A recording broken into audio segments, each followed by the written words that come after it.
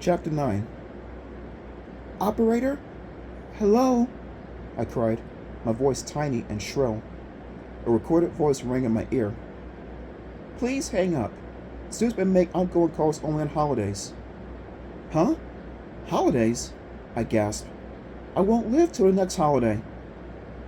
I'm going to be Mrs. Mark's Thanksgiving turkey, I thought grimly. I hung up.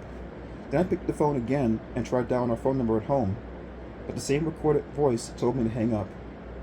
I spun away, leaving the receiver dangling on its cord, the voice repeating its message over and over. What am I going to do? I asked myself, struggling to keep my panic from tightening my throat, from making my knees tremble.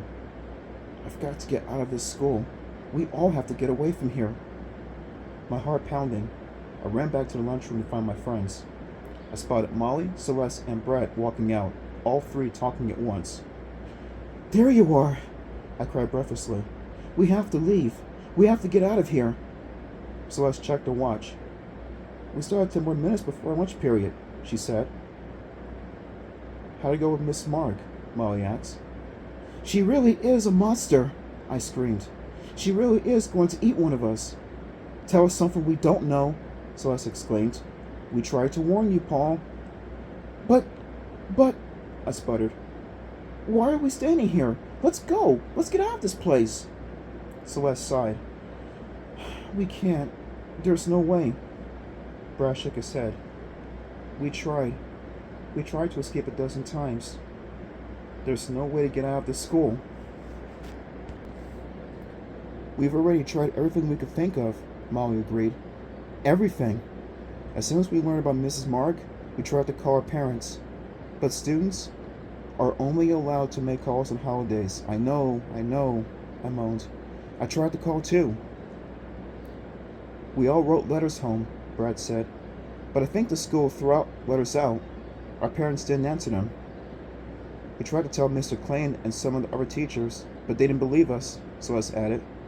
They think we're making up wild stories just because Mrs. Mark is strange looking. We have to do something, I pleaded with them.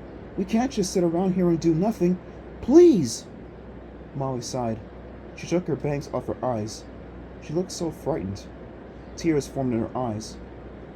The only thing we can do is make sure we're not at the bottom of the food chain, she said softly. We've got to really practice for the talent show, Brad added. You know, Mrs. Mark is holding the audition Sunday afternoon. Sunday? I gulped. But I don't have a talent. I don't know what.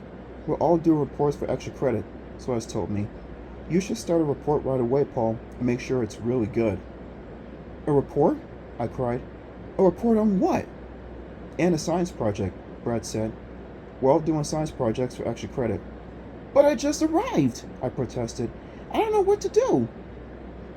Molly locked her dark eyes on mine. If you don't have a talent and you don't do extra projects, her voice trailed off. We all knew what she was trying to say. She was saying that unless I acted fast, I was going to end up at the bottom of the food chain. I stared from one to the other. How could I compete with them? They were super students and they all had talents. This is crazy, I cried. I can't take this. No way. I'm going to see the headmistress. She's got to help us. She's got to believe us. No, Paul, wait! I heard Molly's frightened cry. Wait! Celeste and Brad called, but I didn't wait. I took off.